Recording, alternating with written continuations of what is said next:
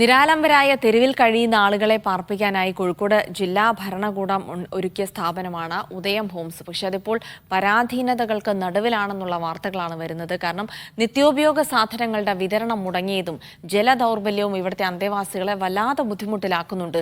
അസുഖം വന്നാൽ പ്രാഥമികമായ ചികിത്സ നൽകാനുള്ള സൗകര്യം പോലും ഇവിടെ നിലവിലില്ല. കോവിഡ് മഹാമാരിക്കിടെ 2020 മാർച്ചിലാണ് തെരുവിൽ കഴിയുന്നവർക്ക് സുരക്ഷിത ജീവിതം ഒരുക്കുന്നതിന് വേണ്ടി കോഴിക്കോട് ജില്ലാ ഭരണകൂടത്തിൻ്റെ നേതൃത്വത്തിൽ ചേവായൂരിൽ ഉദയം ഹോംസ് സ്ഥാപിച്ചത്. നിരവധി പേർക്ക് പുതുജീവൻ നൽകിയ ഉദയ ഹോംസിൻ്റെ നിലവിലെ സ്ഥിതി അത്ര ശുഭകരമല്ല. ഭക്ഷണത്തിൻ്റെ കാര്യം പിന്നെ ഉച്ചെടുത്ത കാര്യം ഒന്നും പറയണ്ട. ഉച്ചെടുത്ത് എന്തൊക്കെ ഒരു കറിയൊക്കെയാണ് തരുന്നത്. അത് തിന്ന് ഞങ്ങളിവിടെ എവിടെയും പോകാനോ പോക്കടോ ഇല്ലാണ്ട് ഞങ്ങളിവിടെ കിടക്കുകയാണ്.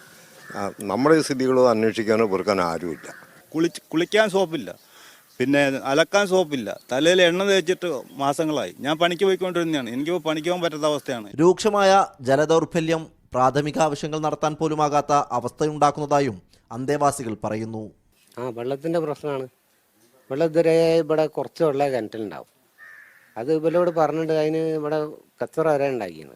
എന്നാൽ പ്രശ്നങ്ങൾ പരിഹരിക്കാനുള്ള നടപടികൾ സ്വീകരിക്കുന്നുണ്ടെന്നാണ് ജീവനക്കാർ പറയുന്നത്. നമുക്കിവിടെ സ്വന്തമായിട്ട് കിണറില്ല. നമ്മൾ ഗവൺമെൻറ് ഹോസ്പിറ്റൽ ഓഫ് ഡെർമറ്റോളജി ക്യാമ്പസിലാണ് പ്രവർത്തിക്കുന്നത്. അപ്പോൾ അവരുടെ തന്നെ കോമ്പൗണ്ടിലുള്ളൊരു കിണറിൽ നിന്നാണ് നമ്മൾ വെള്ളം എടുക്കുന്നത്.